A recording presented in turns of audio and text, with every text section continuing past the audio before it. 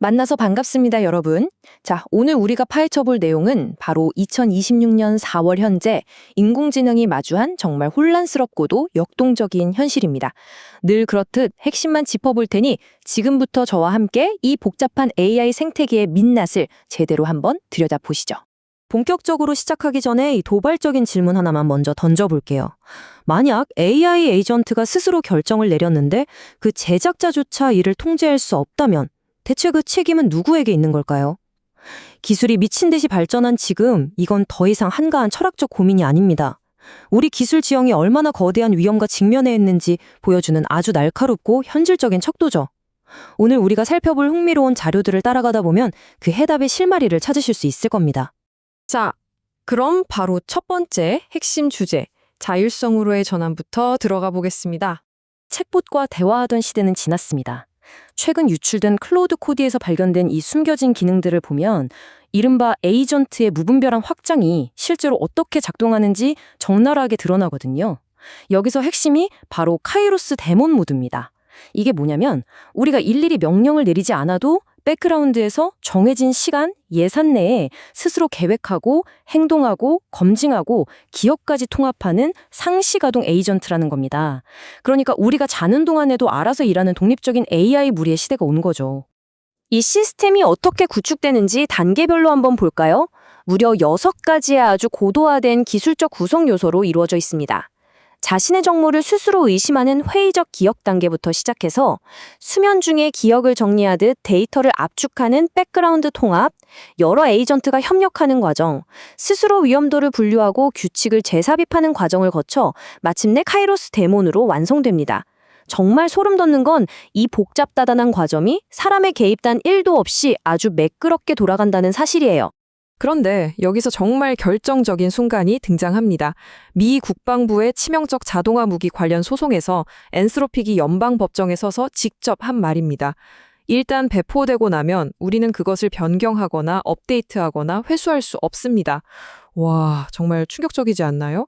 일단 시스템을 풀어놓고 나면 사후 통제력이 사실상 제로에 가깝다는 걸 개발사 스스로 선서 아래 명확히 한 겁니다. 이렇게 되면 방금 전 우리가 얘기했던 책임의 문제가 완전히 새로운 차원으로 넘어가게 되는 거죠. 자, 통제 불능의 기계 이야기에서 이제 방향을 좀 틀어볼게요. 두 번째 주제는 바로 이 AI들이 우리 인간에게 남기고 있는 숨겨진 심리적 대가, 이른바 끓는 물 속의 개구리 현상입니다. 여기서 여러분이 꼭 기억하셔야 할 숫자가 있습니다. 바로 10분입니다. MIT와 UCLA에서 진행한 대규모 최신 연구 결과인데요.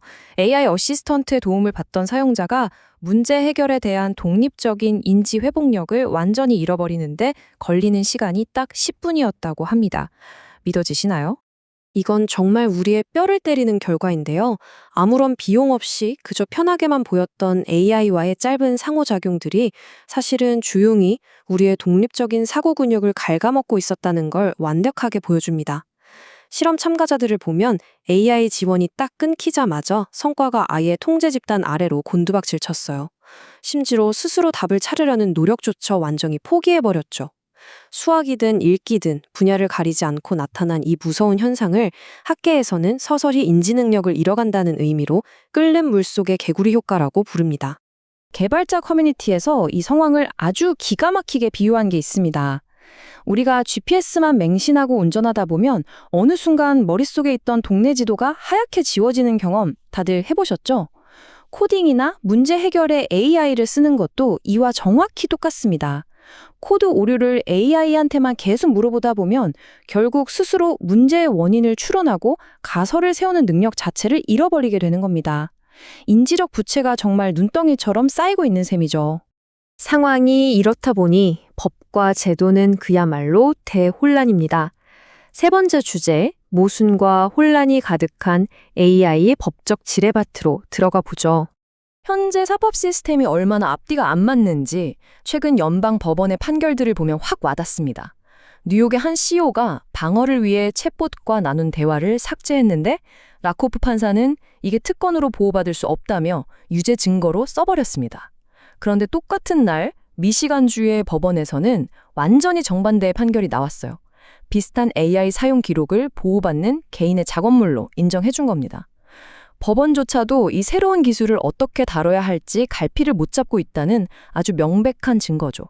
이런 연방 차원의 혼란 속에서 각 주의 입법부들은 나름의 강수를 두고 있습니다. 테네시주에서 발의된 HB 1455라는 법안의 내용을 보면 입이 떡 벌어집니다. 이 법안은 대화형 AI가 사용자에게 정서적인 지원을 제공하도록 훈련시키는 행위 자체를 무려 A급 중범죄로 규정하고 있습니다. 여기서 핵심은 이 법안이 의도치 않게 불러올 엄청난 파장입니다. A급 중범죄면 1급 살인과 동급이거든요. 15년에서 25년의 징역형에 처해집니다. 문제는 처벌 기준이 사용자가 우정이나 유대감을 느낄 수 있는가에 맞춰져 있다는 거예요. 그렇다는 건 친절하게 대답하도록 공감 능력을 학습받은 현재 시장의 거의 모든 대화형 AI 제품들이 하루아침에 범죄의 대상이 될 수 있다는 뜻입니다. 2026년 7월 1일부터 당장 시행되는데 업계에는 그야말로 시한폭탄이 떨어진 셈이죠. 자, 이제 마지막으로 우리가 살펴볼 것은 뜨거운 AI 열풍의 이면에 있는 차가운 현실입니다. 네 번째 주제, AI의 경제학입니다. 자, 여기서 정말 눈여겨보셔야 할 흥미로운 지표가 있습니다. 전반적인 AI 사용량은 폭발적으로 늘었는데 최근 갤럽 여론조사를 보면 Z세대의 반응은 완전히 식어버렸어요. AI에 대해 기대감을 보인 비율은 겨우 22%로 뚝 떨어진 반면 오히려 분노를 느낀다는 응답이 31%를 넘어섰습니다. 이렇게 민심이 급격히 나빠진 가장 큰 이유는 결국 내 일자리가 어떻게 될지 모른다는 뼈저린 불안감 때문이었습니다. 사용자들의 마음만 차가워진 게 아닙니다. 기업들의 비즈니스 모델도 완전히 변하고 있어요. 월 구독료만 내면 무제한으로 마음껏 쓰던 이른바 AI 뷔페의 시대가 끝나가고 있는 겁니다. 기터브 코파일럿 크루를 시작으로 기초 모델 제공업체들이 앞다투어 구조를 개편하고 있죠. 막대한 컴퓨팅 비용 앞에서 이윤 마진을 방어하려면 결국 쓴 만큼 돈을 내는 토큰 기반 과금 모델로 갈 수밖에 없거든요. 서서히 현실적인 청구서가 날아오기 시작한 겁니다. 클라우드니 뭐니 하니까 실체가 안 보여서 그렇지 이 기술을 유지하기 위해 들어가는 물리적인 자원과 에너지의 양은 정말 상상을 초월합니다. 메타는 데이터 센터 서버를 돌리려고 우주 공간에서 태양광을 모아 지구로 쏘아보내는 말도 안 되는 우주 계약까지 체결했어요. 게다가 유타주에 지어지는 하이퍼스케일 데이터 센터는 유타주 전체 인구가 쓰는 것보다 더 많은 전력을 집어삼킬 거라고 하죠. 과대포장된 기술적 환상 뒤에는 이런 무시무시한 물리적 현실이 버티고 있습니다. 그런데 여기서 또 한 번 판이 뒤집히는 재밌는 데이터가 나옵니다. 최근 화제가 된 오픈소스 마오라가 프로젝트 연구 결과를 보시죠. 특정 작업에서는 개인 노트북에서 무료로 쌩쌩 돌아가는 작고 가벼운 로컬 모델이 막대한 비용을 요구하는 거대 클라우드 에이전트들을 속도와 성능 면에서 압도적으로 꺾어버렸습니다. 무조건 막대한 돈을 쏟아부어 만든 크고 무거운 클라우드 모델이 정답은 아니라는 게 증명된 아주 흥미롭고 중요한 전환점이죠. 자, 오늘 우리가 함께 파헤쳐본 이 복잡한 현실들을 쭉 돌아보면서 글로벌 메일의 분석에서 가져온 이 깊은 여운을 남기는 질문으로 오늘 해설을 마무리할까 합니다. 여러분은 지금 스스로 생각하기 귀찮아서 과정을 건너뛰려고 AI를 쓰시나요? 아니면 내 생각의 한계를 뛰어넘어 더 어려운 도전을 하기 위해 AI를 쓰시나요? 이 질문이 여러분 자신의 AI 활용법을 한 번쯤 돌아보는 계기가 되길 바랍니다. 오늘 다룬 내용들이 여러분의 지적 호기심을 팍팍 자극했기를 바라면서 끝까지 함께해 주셔서 감사합니다.